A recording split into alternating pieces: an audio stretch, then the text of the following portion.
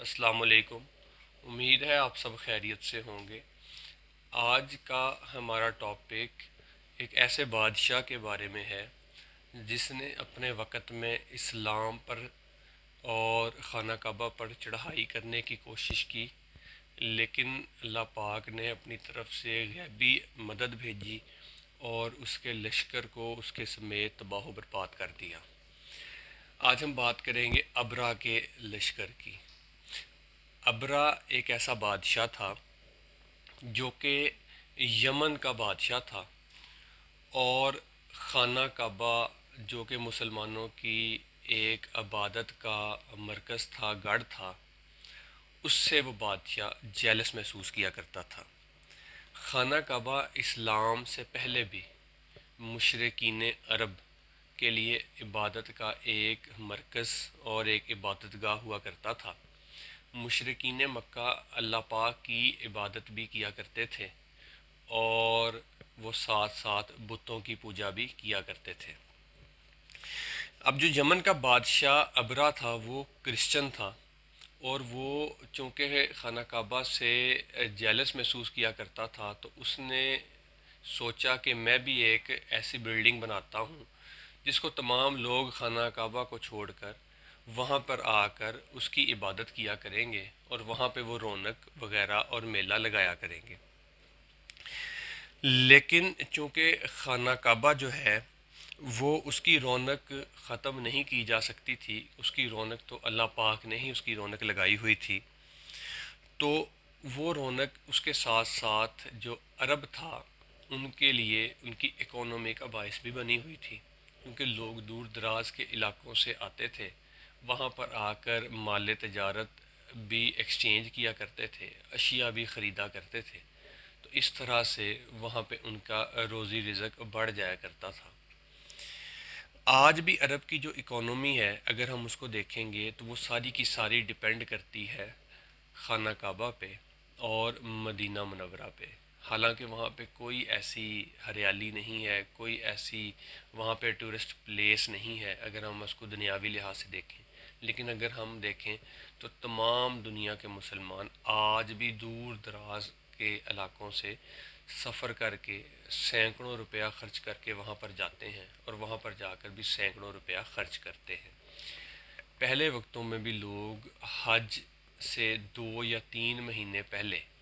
اپنے جانوروں پر ضرورت کا سامان لاد کر نکل جایا کرتے تھے، اور کعبے کی رونق جو ہے اس کو دوبالا کیا جاتا تھا۔ پھر کعبہ جو ہے اس کی رونق، اس کا تو اللہ پاک نے لوگوں کے دل میں، مسلمانوں کے دل میں گھر کرنا تھا، کیونکہ ابراہیم علیہ السلام کو اللہ پاک نے سورہ حج میں فرمایا کہ تو بلڈنگ بنا، تو یہ کعبہ بنا، تو دیکھ کہ دور دراز کے علاقوں سے پتلی پتلی ٹانگوں والے اونٹ پر بیٹھ کر لوگ آئیں گے۔ پتلی پتلی ٹانگوں پر بیٹھ کر اونٹ کا مطلب کہ وہ لوگ کافی دور دراز علاقوں کا سفر کریں گے، اور جب وہ یہاں تک پہنچیں گے تو ان کے اونٹ بھی پتلے ہو چکے ہوں گے۔ اس سے اللہ پاک کی یہ مراد تھی۔ اب پھر اس طرح ہوا کہ پہلے جو قریش مکہ تھے وہ چونکہ نفرت بھی کیا کرتے تھے اس بادشاہ کی اس بات سے، تو قریش مکہ میں سے ایک شخص نے جا کر ابرا کی وہ جو بلڈنگ بنی ہوئی تھی اس میں رفع حاجت بھی کر دی۔ اب اس سے ابرا کو غصہ آیا، اور اس نے کہا کہ اب میں کعبے پر چڑھائی کروں گا، اور میں کعبے کو نیست و نابود کر دوں گا، اور کعبے کو وہاں سے ختم کروں گا۔ اس لیے وہ اپنا لشکر لے کر پھر کعبے کی طرف آیا۔ اب جب اللہ پاک کی طرف سے مدد آئی ہو تو یہ مدد ہر دفعہ نہیں آتی ہے، جیسا کہ اللہ پاک فرماتا ہے کہ یہ جو قرب قیامت ہے اس میں ایک کالا حبشی پتلی ٹانگوں والا کعبے کی اینٹ سے اینٹ بجا دے گا۔ یہ اللہ کے نبی حضرت محمد مصطفیٰ صلی اللہ علیہ وآلہ وسلم نے اللہ کی شان مدد سے ہی ہمیں یہ بات بتائی۔ تو یہ جو مدد اللہ پاک نے کی ہے کہ کعبے کو ابرا کے لشکر سے بچایا ہے، یہ صرف ایک مرتبہ ہی ایسا ہوا ہے۔ اب ہوا یہ کہ اللہ پاک نے چھوٹے چھوٹے ابابیل، جنہوں نے کعبے کے پاس سے کنکریاں منہ میں اٹھائیں اور وہ ہزاروں اور سینکڑوں فٹ بلندی پر چلے گئے اور وہاں سے جا کے انہوں نے کنکریاں پھینکی۔ وہ کنکریاں بیسیکلی عرب کے ممالک میں جب بارش ہوتی ہے تو وہ چونکہ صحرا ہوتا ہے تو اس پہ جب بارش پڑتی ہے تو وہ مٹی اکٹھی ہو جاتی ہے، وہ جو اکٹھی ہوئی ہوئی مٹی ہوتی ہے اس پر جب سورج پڑتا ہے تو وہ سخت ہو جاتی ہے، وہ پتھر بن جاتی ہے۔ تو ان پتھروں کو، ان کنکریوں کو ان پرندوں نے اپنے منہ میں لیا اور بلندی پر جا کر ان کنکریوں کو انہوں نے اوپر سے چھوڑ دیا۔ اب جب وہ کنکریاں جو ہیں وہ اتنی بلندی سے پھینکی گئیں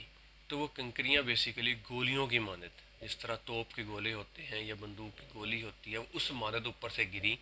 انہوں نے ہاتھیوں کو زخمی بھی کر دیا، اس کے لشکر کے لوگوں کو بھی زخمی کر دیا، اور ہاتھی ایک بھوسے کی مانند، ایک بالکل جس طرح سے ایک روئی ہے، ایک جس طرح سے مٹی ہے، اگر اس کے ڈھیر کو پھینکا جائے یا اس کو دھکیلا جائے جس طرح سے وہ ڈھیر ہو جاتی ہے، اس طرح سے وہ ڈھیر ہو گئے۔ آج بھی اگر ہم میدان عرفات سے مزدلفہ کی طرف جائیں گے تو رستے میں وہ وادی آتی ہے، اس وادی کے پاس اللہ کے نبی حضرت محمد مصطفیٰ صلی اللہ علیہ وآلہ وسلم نے فرمایا تھا کہ جب یہاں سے گزرو تو تھوڑا سپیڈ سے، تیزی سے گزر جایا کرو، کیونکہ یہاں اللہ پاک کا عذاب ہوا تھا۔ عذاب کے سار تو وہاں پہ موجود نہیں ہے، لیکن چونکہ اللہ پاک کے نبی صلی اللہ علیہ وآلہ وسلم کی حدیث پاک ہے تو پھر اس لیے وہاں سے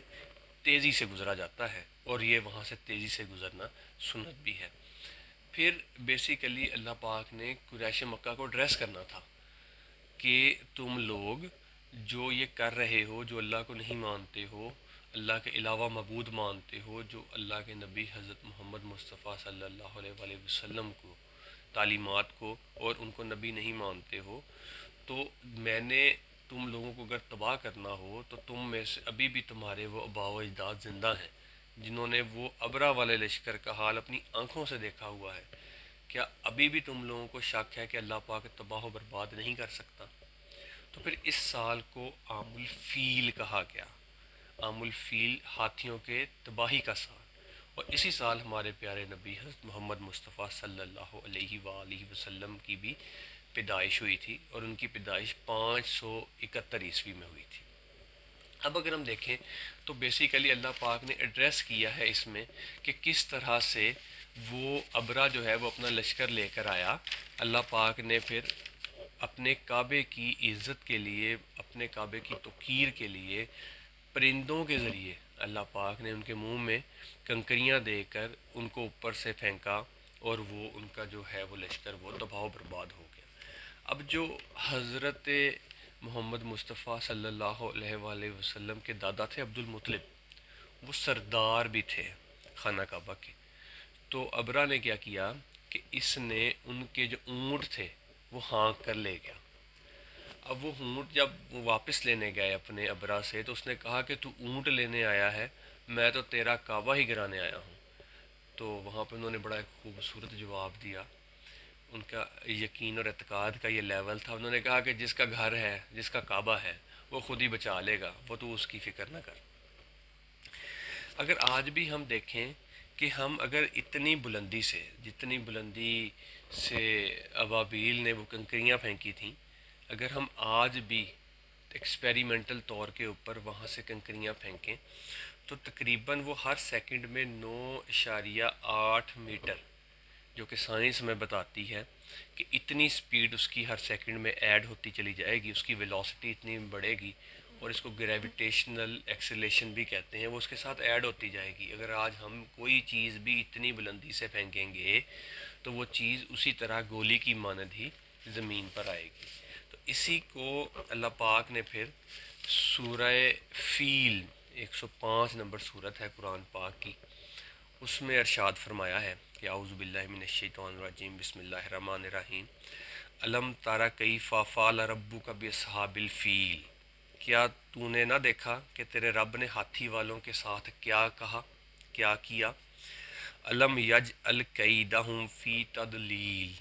کیا ان کے مکر کو بیکار نہیں کر دیا؟ وَأَرْسَلَ عَلَيْهِمْ طَيْرًا أَبَابِيلَ،